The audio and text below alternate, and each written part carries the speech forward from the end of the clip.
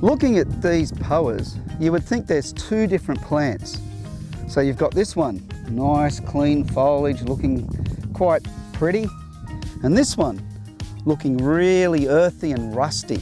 But guess what? They're the same plant. They're Rustic Poa labellati. This particular one didn't get cut back in winter. And so now that it's spring, it's still got its rustic, beautiful look. Well, this one on this side got cut back, and it's got all the new growth coming through. This later in summer will turn the rustic brown as well. It's a very small, compact poa, much smaller than the Eskdale Poa. And if you want that rustic look in your garden, don't prune.